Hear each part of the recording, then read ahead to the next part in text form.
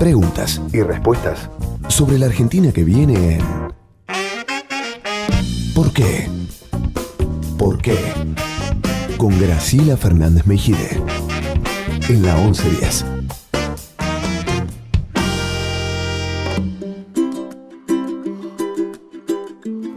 Bueno, seguimos con el tema de salud pública. Nos acompañan hoy Néstor Pérez Baliño y Julio Bello, ambos expertos en este momento con responsabilidades especiales. Pérez Baliño, porque es como un viceministro de Salud Pública del ministro Lemus.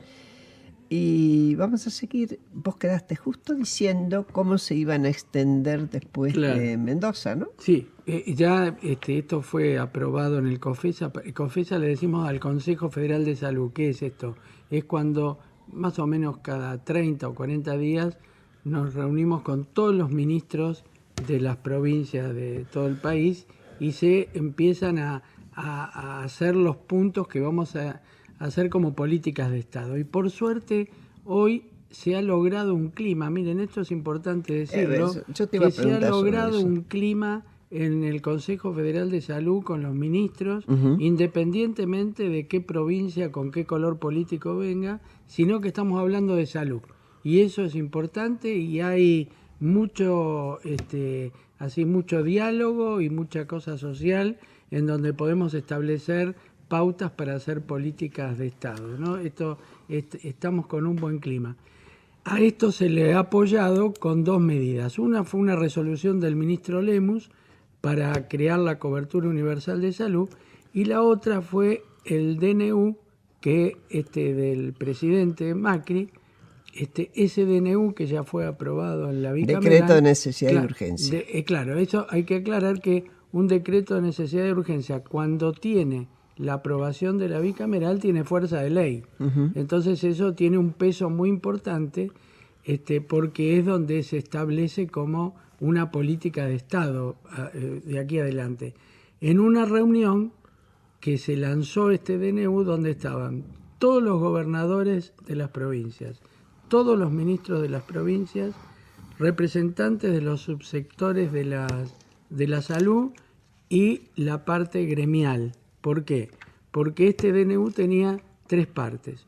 Una que era la famosa devolución de dinero que estaba retenido de los sindicatos.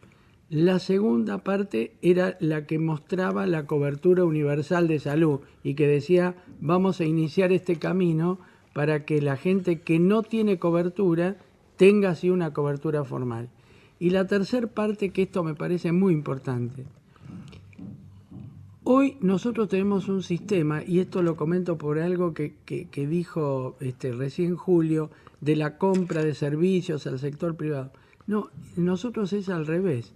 Hoy el sector público está en muchas oportunidades y en muchos municipios está financiando, subsidiando al sector privado de las obras sociales.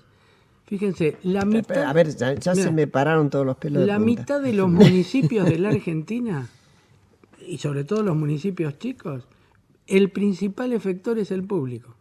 Casi es un efector. Es decir, el hospital o el centro de salud. Que presta la atención. El que presta la atención. Yo lo sé, no sé si lo sabe el que está escuchando. Exactamente, es el que presta, es decir, o el centro de salud o el hospital municipal o el hospital provincial es el principal que da la atención de la salud. En esos municipios chicos, quien tiene una cobertura, una obra social, o quien no la tiene, va a ese hospital. Pero el hospital está sin capacidad o con muy baja capacidad para cobrarle a la obra social. Entonces, esa es lo que decimos, que hay un subsidio cruzado desde el sector público al sector privado en muchas partes del país. Perdóname, Julio, termino con esto. Y lo que hace el DNU es ahora decir que hay una facturación en forma automática, es decir, se va a hacer en la superintendencia por internet. La superintendencia paga en forma automática a ese hospital o centro de salud público y después se lo descuenta a las obras sociales. Ese va a provocar un financiamiento que va a favorecer mucho el sector público. Entonces es como empezar nuevamente a a financiar y a fortalecer el sector público, ¿no? De hecho, esto que dice Néstor, bueno, me parece que es deseable, pero es como una utopía, estamos lejos de llegar a esto, pero en principio tienen las cosas.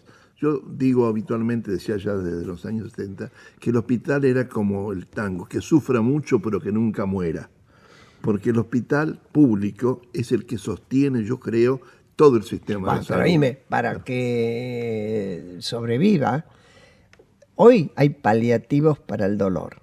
Yo no sufrí ni medio, les puedo decir, cuando me fracturé. No, me pero te dejaron quiero decir que el hospital... No tiene por qué sufrir Pero el hospital... Perdóname, Julio. No, está bien, era como el tango, que sufra mucho pero que nunca Sí, muera. no, ¿Qué no, quiero pero decir? no es tango. Aparece al revés, aparece todo no tanto subsidios cruzados, sino una inversión de la solidaridad. Desde el sector público, desde el hospital público, atendemos, sin cobrarles, a gente protegida por la seguridad social y protegida por los prepagos.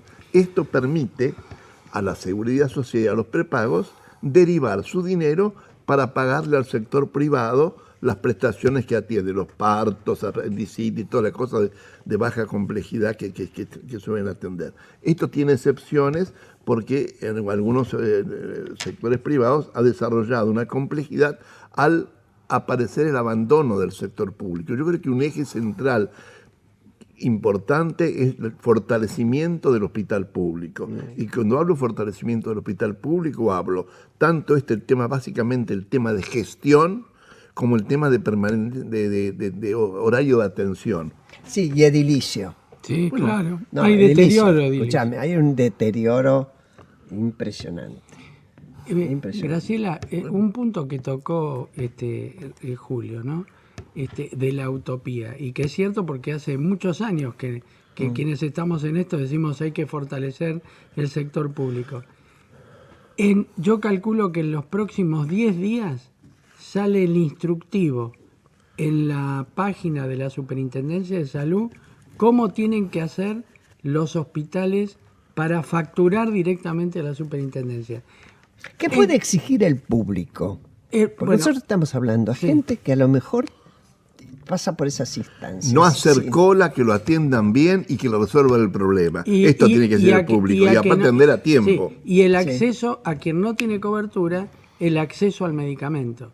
Porque hoy, ¿qué es lo que pasa? Justamente el que no tiene cobertura es el que más gasto de bolsillo hace del medicamento y probablemente es el que tiene el menor recurso. Quiere decir que ahí tiene que estar el Estado, porque hoy el medicamento bueno y bien elegido, como comentamos en un momento, puede ser un tema de vida o de muerte, tener Claro. acceso o no al medicamento. Bueno, Néstor, esto... A ver, espera, porque No, Pablo, doctor estaba con Pérez ganas de Baliño, preguntar algo. usted está marcando los principales lineamientos de la nueva gestión de un gobierno que comenzó hace 10 meses, por lo tanto también la gestión del Ministerio de Salud. ¿Qué escenario encontraron ustedes al asumir y qué cambios, pero también continuidades respecto de los planes implementados por la gestión anterior se están sucediendo? Mire, a mí ya a esta altura de los 9 meses y pico, Claro. no me gusta mucho hablar de la herencia recibida, ¿no? Porque ya tenemos responsabilidad nosotros. Pero yo les tengo que decir con toda claridad, nosotros recibimos un desastre. Y esto lo tengo que decir porque si bien es cierto que hubo 2 ministros que hicieron funcionar el ministerio, porque cuando estuvo Ginés el ministerio funcionaba, cuando estuvo Mansur el ministerio también funcionaba. Pero cuando se retiraron ellos dos y quedaron en los últimos 6 meses la misma gente del ministerio, nos dijo que esa era una cosa anárquica, que los recursos eran utilizados nada más que para la campaña. Bueno, ahí apareció el tema de cunitas y otros temas como lo de los trailers odontológicos. No, eso es más hechos- viejo, Sí, y sí, ya sí. en nuestra época. Sí, pero Graciela, nos Pedraza encontramos- mandaba los trailers. Pero nos los trenes. encontramos trailers odontológicos por 86 millones de dólares con tecnología adentro que no era para que estuviera en un trailer. Entonces llegaba el trailer, no No se había funcionaba y no había nadie que lo reparara, con equipamiento de $150.000 dentro de cada uno de esos Yo caminos. tomaría algunas cosas de las que decía él, parece importante porque si no las pasamos así, no todo sea igual, como decía Minguito, no sea igual. Acá hubo en salud, hubo en cifras una mejoría relativa en cuanto a la salud de la población, que podría haber sido mejor, no hay ninguna duda. Y hubo algunos programas que realmente a los sanitaristas, yo soy uno de ellos, nos enseñó cosas.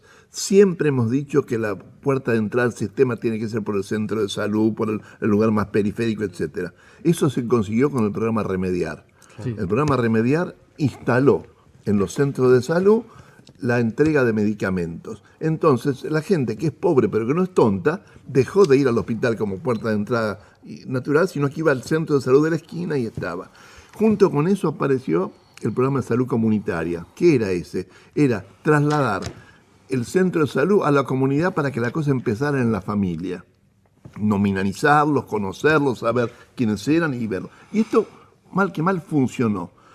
Tuvo el internet nuestro de la gestión Ocaña, que paró todo, pero bueno, es una piedra en el camino, pero funcionó. Y Mansur tuvo la habilidad de hacer la plancha, de no molestar, de dejar funcionar las cosas. Sí, pero era un hombre que conocía el ambiente de salud, entonces lo llevaba el ministro. No lo llevaba y no molestó y permitió que la gente funcionara. Entonces es notable que como la presencia comunitaria en algunos lugares, estoy pensando en el programa de salud comunitaria, se hacía cargo de los SIGs, que eran de bienestar social, de desarrollo social, y transformaban la atención tradicional en una atención moderna. Participación comunitaria, juego de los chicos, prevención, seguimiento de la embarazada, toda una serie de cosas muy importantes. Tendríamos que rescatar esos programas y quizás, como dice Néstor, fortalecerlos en cuanto a claridad, honestidad y eficacia. Sí, yo quisiera recordarle a quienes nos están escuchando, que por ahí no lo tiene tan presente, que en el caso de salud a nivel nacional no hay prácticamente ningún hospital que dependa del Ministerio de Salud Nacional. Es decir, es responsabilidad de cada distrito, de cada provincia, incluido la ciudad de Buenos Aires. Hay provincias que tienen más presupuesto, más tradición en atender bien mejor el servicio público, y ahí se desarrolla todo muy bien. Hay provincias que no lo saben hacer bien o que se desentiende el responsable de esa provincia del tema salud, y por eso pensaba, un ministro hoy, además de poner en marcha planes que permitan el acceso, que faciliten el acceso, tiene que lograr la voluntad de los gobernadores y de cada ministro de salud, lo cual no es poca cosa. Porque cuando vos, hablas de políticas de Estado, eso se supone que los que sigan, primero que los que están, los sostengan en todo el país, porque está muy fragmentado, y que no sea después un tema electoral, que no caigamos en esa cuestión ya para que sea política de Estado. Perdón, sí. No, Graciela, este punto es clave porque siempre nosotros decimos, hay que hacer políticas de salud y no política con la salud, ¿no? Porque no hay reforma que se pueda sostener en salud si no se pasa de administración a administración. Yo pongo la reforma española porque la conocí, pero en realidad tardó más de 14 años. Pero entraba el Partido Socialista o entraba el PP y la reforma continuaba.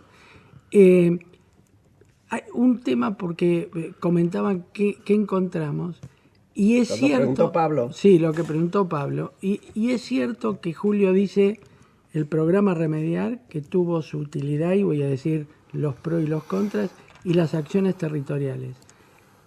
Lo que nosotros encontramos que había, después voy a hablar del Remediar, las acciones territoriales en algunos lugares, no en todos, pero en algunos lugares se convirtieron en lugares de militancia política y no de atención de la salud.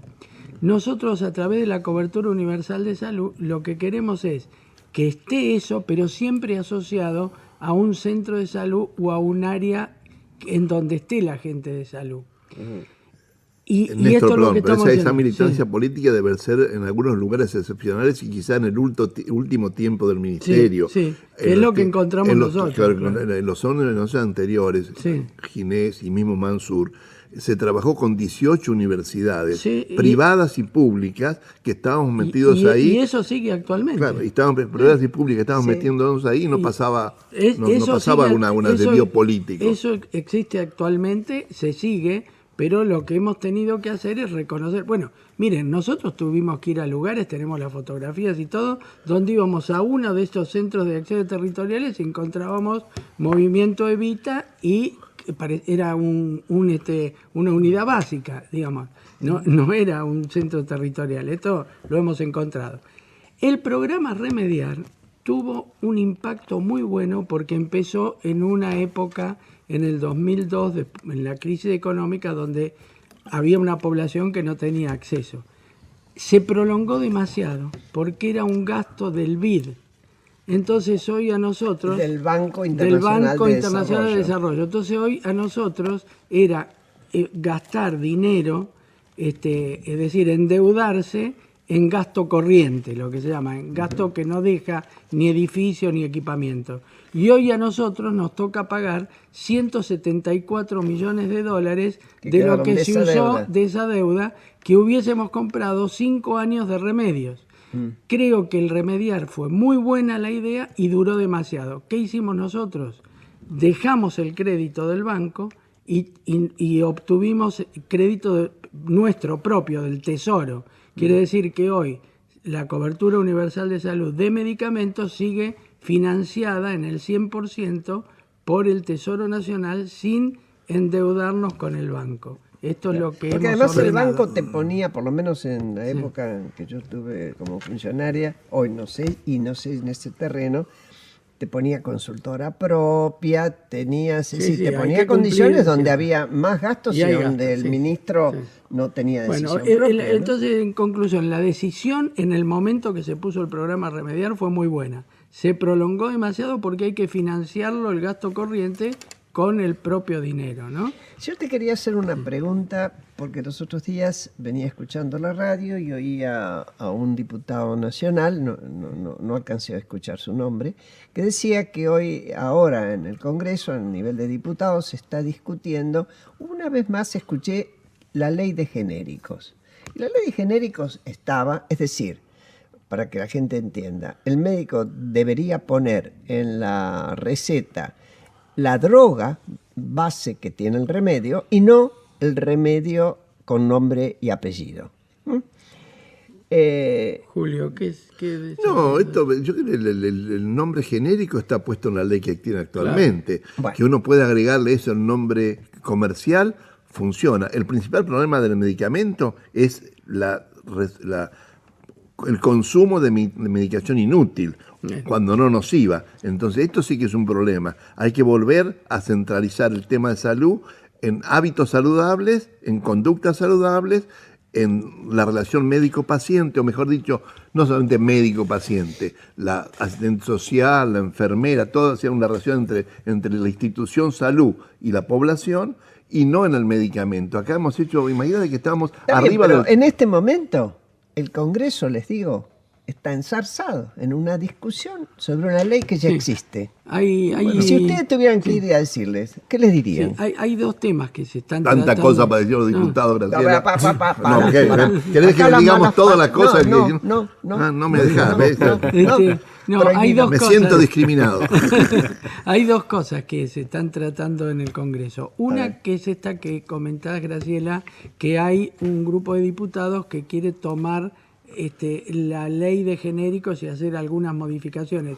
Yo le diría que presten atención, porque la ley de genéricos está, que ahí prestaran atención en el tema de calidad del medicamento, es decir, asegurar la calidad del medicamento genérico, volver el medicamento genérico a que no sea nada más que una copia, sino que sea una copia pero de calidad, es decir, un producto de calidad. Cuando vos decís copia, te estás refiriendo a la patente A la que patente, tienen claro, algunos que a medicamentos. nosotros que esté asegurada la calidad del medicamento. Claro, hay medicamentos, yo tomo uno y mucha gente debe tomar también, no voy a decir sus nombres, que preserva la parte digestiva de las drogas que después se van a tomar. Hay uno que es muy caro, que tiene origen extranjero, que a veces no está, y otro que es igual de eficaz, que lo hace un laboratorio acá y yo lo uso. Bueno, y el otro punto que está tratando el Congreso y que lo tocó ya en 2 oportunidades, Julio, es la Agencia de Evaluación Tecnológica. ¿Qué quiere decir esto? Porque por ahí para el público en general parece algo medio complejo. Miren, hay remedios que sirven y que están probados y que tienen evidencia clínica fuerte, y esos son los que nosotros decimos que la Agencia de Evaluación Tecnológica va a estudiar y va a decir, mire, esto hay que pagarlo, pero esto no sirve para nada, y esto existe hoy en el mercado. Y también con respecto la agencia a los procedimientos médicos. Es decir, la agencia va a decir, bueno, este procedimiento médico hay que hacerlo de tal manera, con tal equipamiento, y todavía está en estudio de investigación, quiere decir que no se debe pagar. Esa agencia de evaluación tecnológica, todos los países que tienen desarrollo, un nivel de desarrollo lo tienen. El principal sería el nacional, que se denomina NICE, que es de Inglaterra, que es una agencia de evaluación tecnológica. Yo querría pasar un avisito en respecto acá. La salud es un hecho cultural, es una construcción cultural de la sociedad. Por eso nosotros desde la Asociación Argentina de Salud Pública estamos tratando de influir en esto de que la salud no es solo el medicamento, no es solo el hospital, sino que es una construcción que la sociedad realiza desde la vida familiar, desde la satisfacción del diaria de las cosas que uno tiene que consumir y del consumo correcto de lo que sí debe comer uno y sí el ejercicio que tiene que hacer, sí el hábito cotidiano de la salud. Entonces, definir la salud como una construcción cultural nos hace responsable a todos. Por eso nosotros hemos estado encantados de venir acá a la radio a conversar con Néstor y con Graciela y con vos el tema de salud. Y la Asociación Argentina de Salud Pública es un elemento que quiere incorporarse a esta construcción cultural de la salud en la Argentina para que sea una salud equitativa, justa, oportuna, etcétera. Una última pregunta y te pido que seas muy concreto, Néstor, si se puede, yo sé que es una exigencia. Están los médicos y está el personal paramédico, están los enfermeros. Suelen estar mal pagos. La escuela de enfermería, ¿ustedes piensan que hay que modificar algo? Y eso va a exigir, obviamente, otro reconocimiento económico. ¿Qué me decís de eso? Nosotros siempre estamos detrás de la jerarquización de la enfermería. Por eso siempre decimos que si la enfermería se vuelve, todas las veces que se vuelve universitaria, es buena, inclusive en las licenciaturas. Pero hoy tenemos un déficit, es una profesión crítica, tenemos un déficit tremendo. Quiere decir que nosotros necesitamos que se produzcan enfermeras. Pero hay un tema que tenemos que resolver.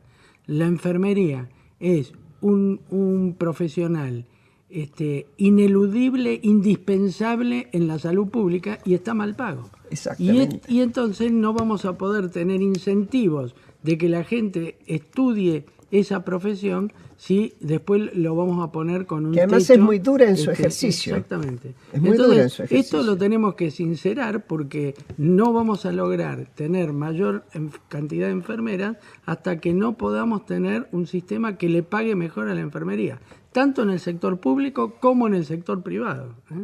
Pero estamos hablando de enfermería, habría que hablar de equipo de salud. Sí, de equipo de salud. Porque trabajando a nivel ya no de hospital, sino de un centro de salud, digamos, el trabajo de del servicio social, el trabajo de la nutricionista, el trabajo de los oficiales que llamaban en mi época oficiales de saneamiento, es fundamental para establecer este tema de salud no como carencia de enfermedad, sino como una construcción cultural y social. Es cierto, pero como vos bien decís, tuve la suerte de quebrarme una pierna, entonces estuve entre pitos y flautas como 2 meses en contacto, primero muy intensamente con el tema enfermería, después, bueno, más.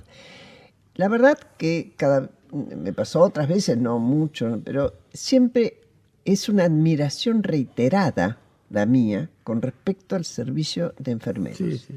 Es increíble la exigencia que cae sobre ellos. Ustedes me dirán sobre el médico también, es cierto, pero el enfermero tiene que hacer todo tipo de tareas, algunas bien fastidiosas, y depende mucho de su relación con el paciente también, y del paciente con el enfermero. Yo he visto gente muy brutal para tratar a un enfermero, muy despreciativo.